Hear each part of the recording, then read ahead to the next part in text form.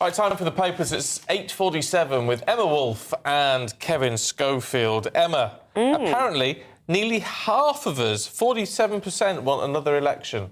Yeah, well, we've just been talking about the online petition, haven't we? Which I just checked. It's nearly 3 million signatures. And I think there may be actually going to be a debate on this. There is. In January. Scheduled in January the 6th. Well, it's exciting. Apparently half of voters want another election. Unsurprisingly... Where's this come from? This is a poll in the iPaper. But unsurprisingly, the support for a rerun of the general election is highest amongst Reform and Conservative voters. 81% of Reform voters and 77% of Conservative voters would like another general election.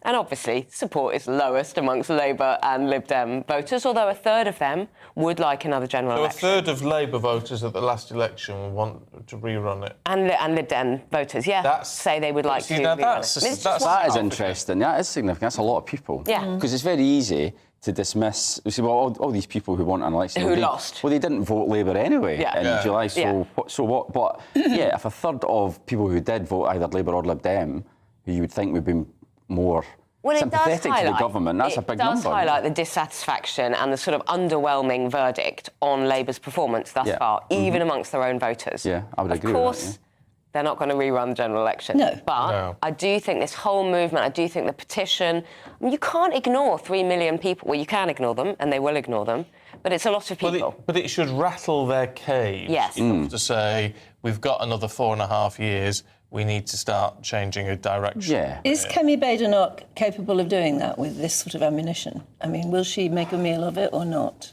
I mean... Have we been impressed by her so far? The jury's or not? still out. But I've written a piece for this weekend, and I've spoken to Tories, and opinion split, shall we say, on how she's done so far. One school of thought is that she needs to be out there more, really taking it to the government. The other school of thought is, look, there's 4.5 years to go to the next election. It's plenty of time. Just, let the government shoot itself in the foot and then just make sure you're a competent alternative come the next election. Yeah, it's interesting. I wouldn't know how to play it, but I have to say, I mean, what do most people see? And if anything, it's PMQs. Yeah. I was going to say, she's been pretty impressive at PMQs. She's good at PMQs. Yeah. Yeah, well, I mean, again, the jury's out on that one. It's like, I think the first couple certainly were a bit... I thought she was very good this week. She was better. But definitely better. In the sense that she really makes it seem as though the PM is not answering any questions. Yeah, she was better, although I think she maybe slipped up by not calling him to resign, but suggesting he might want to resign. You think, well, hang on. Once you've done that, where else is there to go? Yeah, once you've asked them to resign once, just you do it can't every week again. for the next 4.5 years. Well, he did. He did it. Exactly.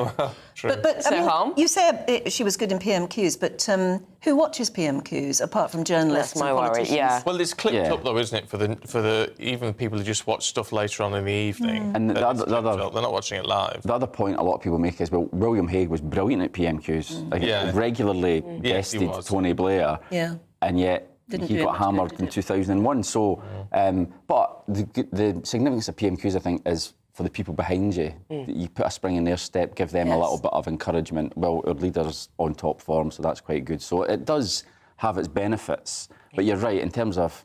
One other MP said to me, no one's going to remember what PMQs were like now come the next election. No one's going to be voting based on how Kemi did in 2024. True. But she's got to build up But she does. That's not to give her a pass. But you're right, it's more about what happens with the government, what can go wrong, what more can go wrong. It hasn't been an easy 5 months at all for them. Hasn't. Definitely not. And it's more for them to keep I think they realise that as well, that they need to up their game, without a doubt. And maybe Starmer needs to spend a little bit more time in this country. Oh, he has been abroad a lot. He has been abroad a lot. I mean, most of it, though... in the papers. This isn't me. This is a narrative in the papers. Starmer's globe-trotting divides Westminster. But he has been, but he's not just been on jollies, has he? I mean, he has been on these... I didn't say jollies. These important... I think a lot of it has been... meetups. Yeah, I mean, pretty much unavoidable foreign travel. He went to COP. He did go to COP. No, that was the worst. He didn't need to go to COP because not very many But then he went leaders straight on did. to somewhere else as well, to another... Well, he's been to the G20, he's been to CHOGM, which is the Commonwealth, G7.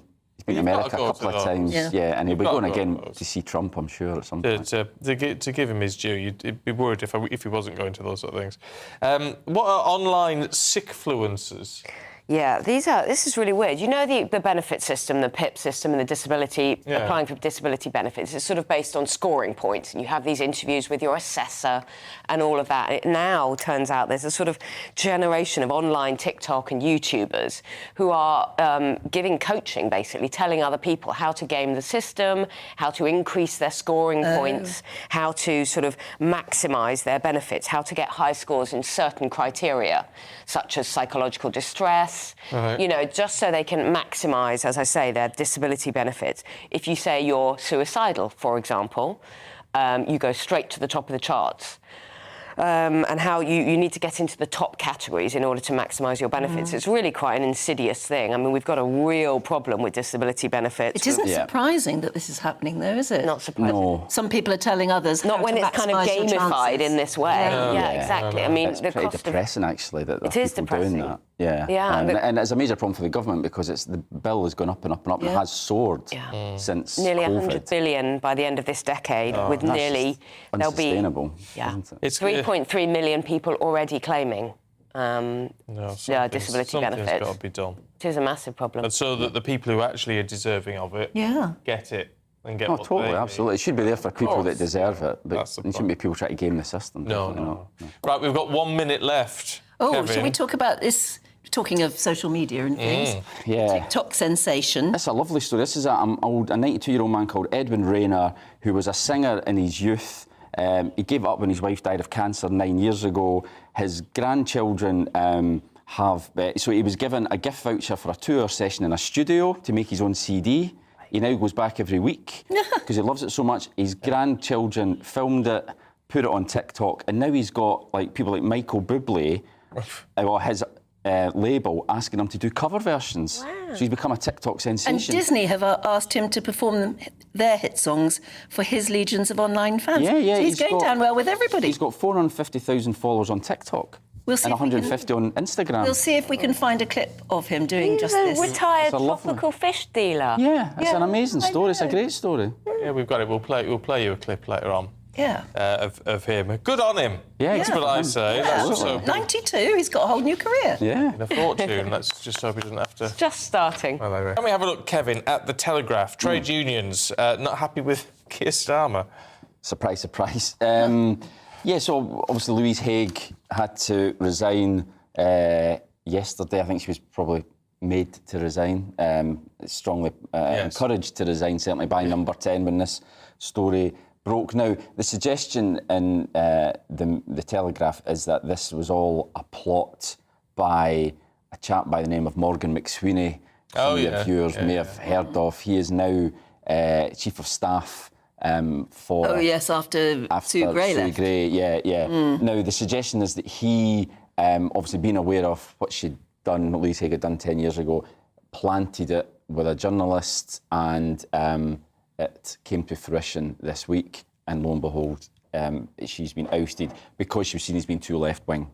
Now, that is the conspiracy theory. That's certainly been pushed by trade unions and the left. Would there be any truth in that? I mean, the story had to come from somewhere. It did have to come from somewhere, and I would dearly love to know where from. Now, I've been asking one or two people this morning in the Labour Party what they make of this, and I can't really repeat what some of them have said about it, but they're pouring cold water on it, shall we say. They say it's not true, that this was a put-up job to try and get her out, because they're making the point that if Keir Starmer didn't like her or thought she was too left-wing, he wouldn't have put her in the cabinet in the first place, which I guess is a persuasive argument.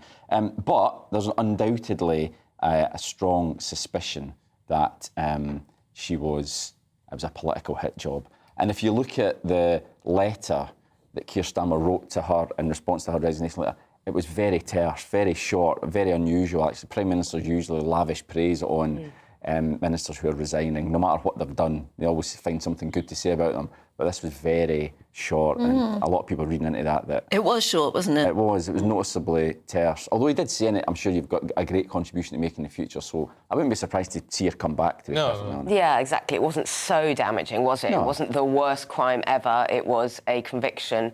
But there's also suggestions in the papers that this did come out, that this was leaked during the election, but the Conservatives didn't really have enough detail or evidence to stand it up. Yeah, that's right. It didn't come out then. Yeah. It's just interesting, the Morgan McSweeney thing, how he won his power battle with Sue Gray, and now he appears to be... seems to be... He's seen as the sort of pushing Prince of out. Darkness. A lot of power, Prince these of people, Darkness don't they? And it does raise questions about Starmer, again, about his authority and about his sort of judgment. Well, he knew about this in 2020. You know, when he made her shadow Northern Ireland Secretary back then, she told him about this conviction. So he did know about it. But I think there was more to come out in this story, and the decision was taken, look, just get her out, and then it's someone else's problem. You know, she's not damaging the government if she's on the back benches, because there's something that doesn't quite add up about her story, I think. OK. In my opinion. Well, yeah, I think it's how it doesn't smell right, does it? There's a very naughty cartoon in the bottom of the Telegraph. Have you seen it, Kevin? Yeah. Or the Mac cartoon. The Mac cartoon at the bottom, where there's a policeman going up to the door of number 10. He says, "The ex-Transport Secretary has reported that a ministerial car has been stolen from her." Ouch. Ouch. But that's clearly the way the gossip is going. There are some funny memes online I can with imagine. people opening their drawers and all your old mobiles, all your old Nokias. Yeah, everything falls out. Emma, let's have a look at the Daily Mail, should we? As we hurtle towards Christmas. Yeah. If you fancy a family day out? This really is quite astonishing. Your full sort of festive family day out for a family of 4, say, could cost you up to 500 quid. So that includes, what does it include? It includes your Santa's Grotto, your Christmas lights display, your panto, drinks, snacks, merchandise, all of that kind of thing. Could be up to £500. Whoa. Yeah, but by contrast, if you went to Prague for a weekend and did the Christmas market, same thing, family of 4, hotels, flights and everything included, could be £390. But I've got a friend who said she had a brilliant idea. What she does, she takes her kids on the top deck of a bus along Oxford Street. Yeah. With a flask of hot chocolate and mince pies. And what a brilliant... I mean, that's probably a £5. Yeah. On a bus, up and down The lights Oxford are amazing. Street. I saw them last night. Yeah, they are. Really lovely. Yeah. Well, that's the way to do it. Mind you, some of these, I don't know what it costs. Well, I mean, they're saying Bristol, for example, £308. Yeah, Which is still a lot of money, but, you know, you need to get... I don't know what it costs in Barry, in fairness, to go to Santa's Grotto. Not that much, I shouldn't think. So. But everything does cost. Oh, it does, yeah. And this is the time of year when they really cash in, because they know that kids absolutely love it, and parents are under a lot of pressure to keep the kids happy and will pay through the nose. Yeah, and I'm not sure I'd pay that much right enough. Well, they're talking about, and you're right, it's London prices, of course, inflate everything. But when you do think about, I don't know, a German Christmas market or a Prague Christmas market, they're wonderful. They are. You can actually get away. Often you can get away, although I'm sure you'd spend more once you're out there. But the thing they're talking about is parents, this obsession with creating magical memories, trying to create the perfect Christmas for their children. Yeah. Which I think our parents just let us get on with it. You know, they did it. Yeah. I mean, and this is before you start on presents and all of that, Stephen. So I think it all adds up a lot. Yeah. And it's worrying if you're already feeling the pinch. I did take my dad on a virtual reality sleigh ride. Oh. Just because they had one in the centre near me, in my town. All right. I said, oh, come on. He's just recovering from an operation. He's 79.